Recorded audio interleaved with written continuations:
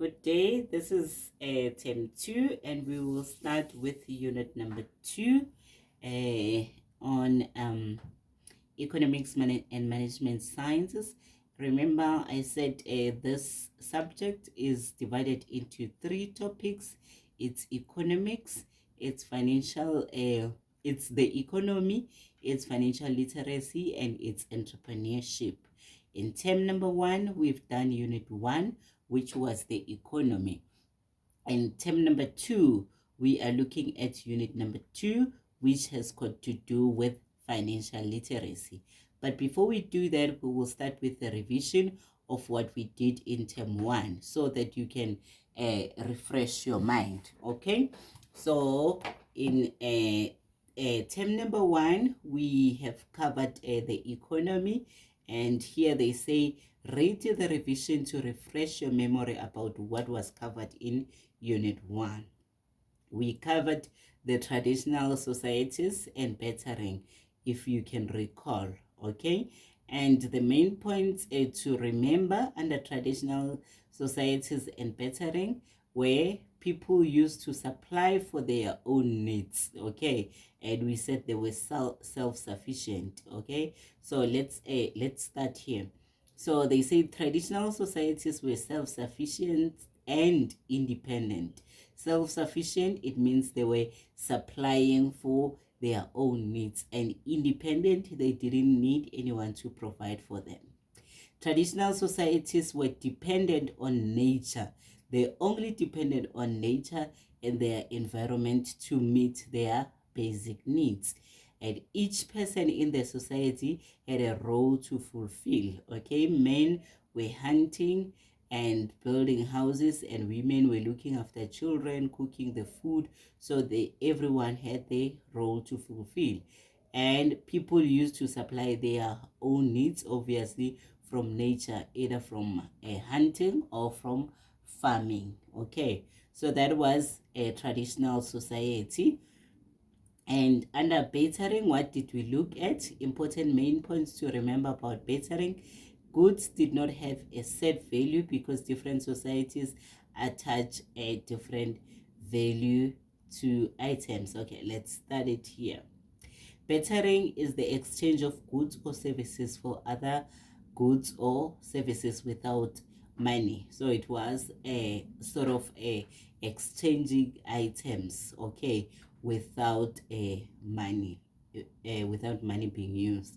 But goods did not have a set value because different societies attach different value to items. So you would find that you have meat and somebody has got peanuts.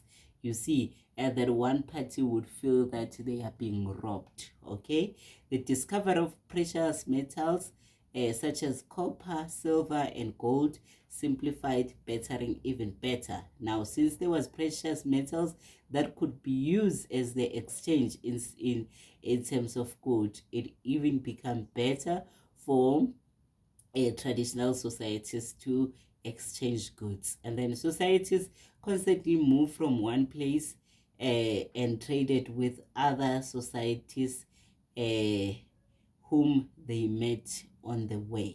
Okay, you remember this. Okay, and how did we come to promissory notes, coins, and paper money? Okay, let's go through that. Just to refresh your mind, this is a revision. A promissory note is a signed document containing a written promise by one party to pay a specific sum to another party at a specified date or on demand. Okay, remember they would have a document that is signed that they would pay this person so much money. And after that, they say money was invented to replace bartering. The bartering process was very time consuming as people had always to look for other people to buy better with. And then South Africa first paper money came into circulation in the 1780s with the introduction of the Riksdollar. Okay, So that's when money came into circulation in South Africa.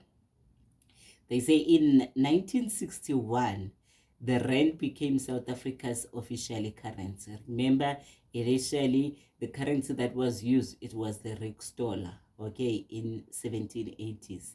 And then in 1961, the rand became the South African official currency. The rand gets its name from the Watersrand area in Johannesburg, where most of the gold deposits were discovered in South Africa. So the rand was gold was found in Watersrand or Witwatersrand in Johannesburg, and then they name the South African currency based on that place. Okay. Precious metals, for example, silver, gold bars, had long been used as payment method. Every time a business transaction occurred, these bars had to be weighed and its quality tested. This was still quite inconvenient. People then came up with plan to use metal pieces of a set weight engraved with some other designs and value engraved. This led to emergence of coin money. So this is what people did. Instead of carrying the big bars, gold bars and everything, they just did small coins and they attach their value to it. That is how money developed. Okay, please, as much as this is a revision, remember it's going to be tested in the June exam, so you really need to refresh your mind in this so that you know how to answer the questions in the June exam. Okay, I just apologize about my lighting here. The weather is not so good, but I hope you will be able to see. Then we had the electronic banking system. The important main points to remember about the electronic banking system is that the electronic banking involves the use of bank cards, cell phones, smartphones, or computers to conduct financial transactions. Okay. An ATM is a machine conveniently located outside the banks or in shopping malls where customers can deposit or withdraw money without having to visit the bank. So the ATM is outside the bank. You don't have to get inside. You need a debit or a credit card to do online shopping. Some retailers will also allow you to make an electronic funds transfer, which we call it the EFT. EFT, electronic funds transfers. And e-commerce refers to the activity of conducting transaction electronically on the internet. Okay, that is just the summary of what we have learned with electronic banking, and then important points to remember about needs and wants, because we've also done needs and wants. Okay, so a need refers to something that is essential for survival. Okay, a need refers to something that is essential for survival. Remember, we discussed our study techniques that we need to study and know the definitions as per textbooks. Okay, so a need refers to something that is essential for surviving. And what is a want? A want refers to something we really desire. This we desire, we don't need it for survival. We desire, but which we did not need for survival. Okay, so what are different needs that we have? If you can remember the Maslow triangle of needs, okay, that we did in term number 1, we have the psychological needs, we have safety and security, we have social needs, we have esteem needs, and we have self-actualization needs. And if you recall, in the triangle, Maslow triangle, psychological needs are at the bottom. Then step number 2 from the bottom is safety and security. Step number 3 is social needs. Step number 4 is esteem needs. And step number 5 is self-actualization needs. Okay.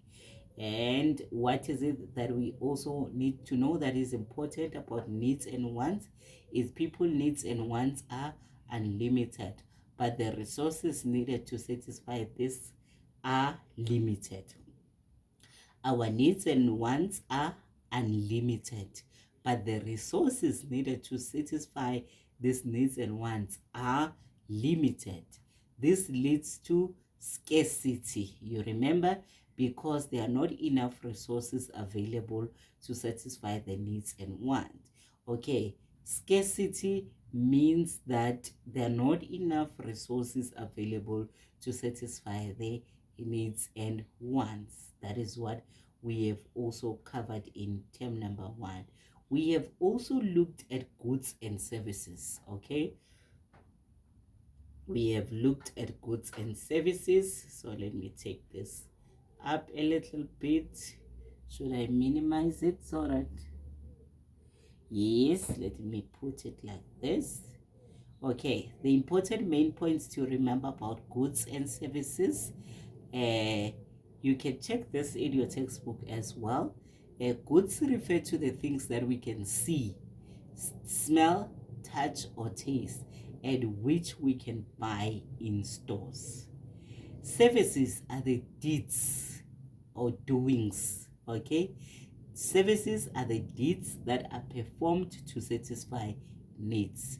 For example, a hairdresser providing a service by cutting and styling hair, which satisfy a need. Okay, services are deeds that are performed to satisfy needs. Okay, goods are those things we can see, smell, touch, or taste, and which we can buy in stores. Okay, what are producers?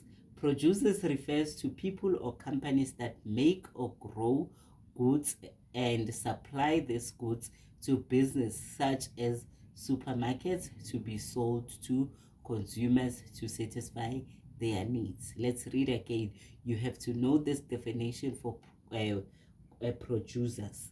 Producers refer to people or companies that make or grow goods and supply these goods to the business, such as supermarkets, to be sold to consumers to satisfy their needs. Okay. And what are consumers? Consumers referred to the people who buy and use the produce, goods, and services. Okay, consumers refer to people who buy and use the produce, goods, and services. We are all consumers because we use goods and services daily to satisfy our needs. And producers and consumers must use natural resources as sustainably as possible to allow future generation to also provide in their own needs. If we use natural resources sustainably, this will allow the future generations to provide their own needs. Okay, so that is what we have covered under goods and services. And we looked at inequality and poverty. We also looked at inequality and poverty, and what are the main points to remember about inequality and poverty. Since the needs in South Africa are significant, and because South Africa is a developing country, it is a huge task to meet all these needs. Many problems that have been created by apartheid still exist today, and government is struggling to rectify these problems. What are the problems that we have? It is the socio-economic issues that are poverty, unemployment, and crime. Okay, these are the problems that comes with apartheid. Okay, so this is just a refresher on what we have covered in term number 1. With this said, now please go and revise the work in term number 1. And what am I going to do? I'm going to give you the revision exercise to do, to see that you remember what we have covered. Okay, just 1 minute so that I can give you the notes from a revision. Okay, the exercise is on page 39 in your book, page 39 in your book, textbook. So please, 39 and page 40 from number 1 to number 6.5. Okay, number 1 to number 6.5. That is your revision exercise for term number 1. Okay, thank you. Let's go for it. I see I'm no longer clear, but we are covered. Page 39 to page 40 is the exercise to do. Thank you.